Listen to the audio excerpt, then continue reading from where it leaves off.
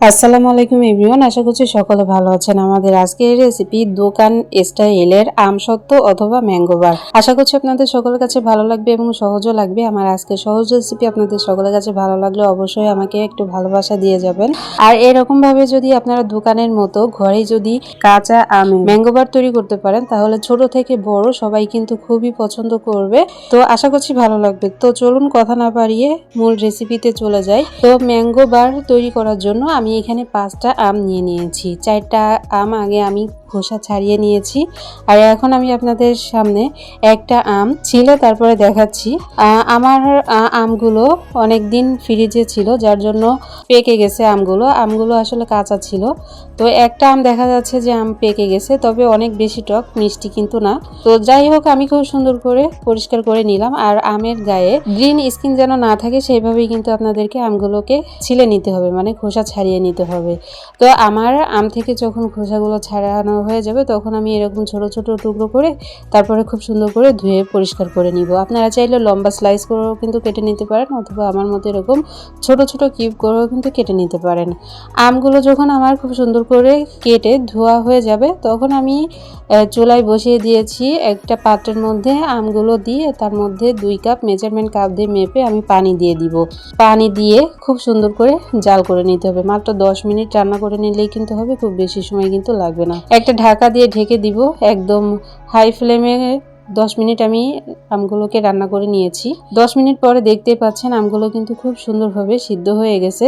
আর এরই মধ্যে আমি চুলাটা কিন্তু বন্ধ করে দিয়েছি। আর একটা কথা আমি আপনাদেরকে বলে রাখি, যতটা কম পানি দেওয়া যায় ততটাই কম পানি দিবেন, কারণ বেশি পানি যদি দেন আমের মধ্যে তাহলে কিন্তু জাল করতে করতে মানে অনেক সময় নষ্ট হবে আপনাদের। এই জন্য যতটা সম্ভব শুধুমাত্র আমটা সিদ্ধ হওয়ার জন্য পানি দিলে কিন্তু হবে। তো যাই হোক, তো আমার আমগুলো যখন সিদ্ধ হয়ে গেছে তখন আমি একটা বাটির উপর একটা স্ট্যান্ডার দিয়ে তার মধ্যে আমগুলো আমি দিয়ে এরকম চামচ দিয়ে তারপরে আমের যে পিউরিটা আছে সেগুলোটা আমি বের করে নিব। আপনারা চাইলে একদম ঠান্ডা করে তারপর ব্লেন্ডারে কিন্তু ব্লেন্ড করে নিতে পারেন। ব্লেন্ড করে তারপর আপনারা একটা স্ট্যান্ডারের মধ্যে আপনারা ছেঁকে নিতে পারেন। তো আমি এই কাজটা করতে গেলাম না, আমি ব্লেন্ডার ছাড়াই করে নিচ্ছি। আপনারা আমার মতো যদি করতে চান তাহলে অবশ্যই এইরকম গরম অবস্থায় কিন্তু আপনাদের আমের পিউরিটা কিন্তু বের করে নিতে হবে। আর ব্লেন্ডারে করলে অবশ্যই ঠান্ডা করে তারপরে ব্লেন্ড করে নেবেন, ঠিক আছে?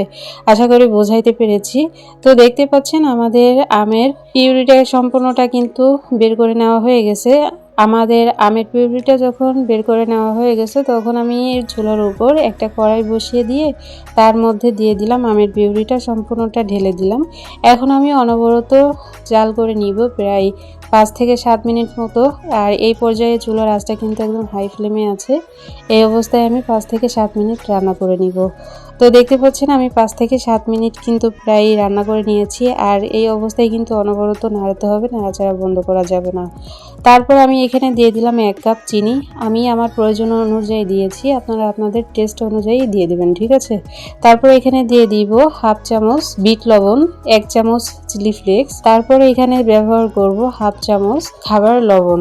আমি একটু লবণটা খুবই কম ব্যবহার করেছি, যদি প্রয়োজন হয় পরে আমি আরেকটু দিয়ে দিব। আপনারা অবশ্যই নামানোর আগে চেক করে নেবেন। এখন এই সমস্ত উপকরণ দিয়ে অনবরত নেড়েচেড়ে নিতে হবে। এই পর্যায়ে কিন্তু নাড়াচাড়া একেবারেই বন্ধ করা যাবে না, অনবরত কিন্তু জাল করে রান্না করে নিতে হবে। তো দেখতে পাচ্ছেন আমি খুব সুন্দর করে জাল করে নিয়েছি। আর আমি অবশ্যই লবণটাকে চেক করে নিয়েছিলাম, তো লবণ হয়েছিল না, এই জন্য আমি এখানে আবারও হাফ চামচ লবণ আমি এখানে অ্যাড করে দিলাম। এখন লবণ দিয়ে আবারও খুব সুন্দর করে নেড়েচেড়ে নিব। আর এই পর্যায়ে দিচ্ছি হলো গ্রিন ফুড কালার, খুবই সামান্য দিতে হয়, আমিও সামান্য দিয়েছি। তো আমি নেড়ে চেড়ে নিচ্ছি ফুড কালার দিয়ে খুব সুন্দর করে নেড়ে চেড়ে নিতে হবে। তো আমার ফুড কালার দেওয়ার পর দেখা যাচ্ছে যে ওই কাঁচা আমের যে একটা কাঁচা কাঁচা ভাব, গ্রিন স্কিনটা, সেটা কিন্তু মানে গ্রিন স্কিনের যে কালারটা হয় সেটা কিন্তু আসছে না। তো পরে আমি আবারও প্রথমে যতটুকু গ্রিন ফুড কালার ব্যবহার করেছিলাম পরে এসে আবারও অতটুকু গ্রিন ফুড কালার কিন্তু ব্যবহার করেছি। গ্রিন ফুড মানে যে কোনো ফুড কালার সামান্য দিলেই কিন্তু হয়, কিন্তু আমার এই ক্ষেত্রে কেন হলো না আমি সেটাই বুঝতে পারলাম না। তো যাই হোক, 2 বেলা দেওয়ার পর একটু কালার এসেছে, কিন্তু পরে গিয়ে কি হয় সেটাই দেখতে থাকুন। আর এর আগে আমি জেলি তৈরি করেছিলাম, ম্যাঙ্গো জেলি, কাঁচা আমের ম্যাঙ্গো জেলি তৈরি করেছিলাম। তো ওইখানে কিন্তু কালারটা দারুণ এসেছিল, আপনারা যারা দেখেননি ওই ভিডিওটি দেখে আসবেন। আচ্ছা, তো যাই হোক আমি অনবরত নাড়তে নাড়তে দেখতে পাচ্ছেন এরকম হয়ে এসেছে। আপনারা চাইলে এই পর্যায়ে কিন্তু নামিয়ে তারপরে আপনারা শুকাইতে দিতে পারেন। তো আমি আরও কিছুক্ষণ জাল করে রান্না করে নিব। তো দেখতে পাচ্ছেন আমার এখানে কিন্তু আমের পিউরিটা কিন্তু রেডি হয়ে গেছে, একদম শুকনা শুকনা ভাব চলে এসেছে। আর এরকম উপর থেকে ছেড়ে দিলে নিচে তাড়াতাড়ি লেগে যাবে না, এই পর্যায়ে কিন্তু আমি নামিয়ে নিব। আপনারা যদি এই কাজটা করতে না চান তাহলে এর আগের যে স্টেপটা দেখিয়েছি সেটাও কিন্তু আপনারা ফলো করতে পারেন, ঠিক আছে। আর আমের ভিতরে কোনো ধরনের কোনো পানি নেই, আপনারা দেখতে পাচ্ছেন।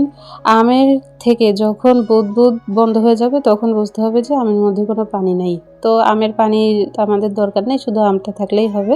তো যাই হোক এই পর্যায়ে আমি নামিয়ে নিব। আর এখানে আমি একটা স্টিলের প্লেট নিয়ে নিয়েছি। স্টিলের প্লেটের মধ্যে আমি কিছুটা সরিষার তেল ঢেলে দিলাম। আমি একটু অল্প ঢালতে চেয়েছি কিন্তু বেশি পরিমাণে পড়ে গেছে। যাই হোক পুরো প্লেটে আমি ছড়িয়ে দিব, মানে তেলটাকে ভালো করে মাখিয়ে তারপরে আমসত্ত্বটা উপর থেকে ঢেলে দিব। এখানে আমি যে একটা ভুল করে ফেলেছি সেটা হলো আমি আমার 2 বার দেওয়া উচিত ছিল আমসত্ত্বটা, কিন্তু আমি একটা প্লেটেই একবারেই দিয়ে দিয়েছি। আচ্ছা যাই হোক, ওটা কোনো ব্যাপার না। আমি সন্ধ্যায় বানিয়েছিলাম, এই জন্য সারা রাত ফ্যানের নিচে রেখে একদিনের জন্য আমি রোদে শুকাতে দিয়েছিলাম। আমি যেহেতু একটু মোটা করে তৈরি করেছি আমসত্ত্বটা, এই জন্য আমার অনেক বেশি সময় লেগেছে শুকাতে।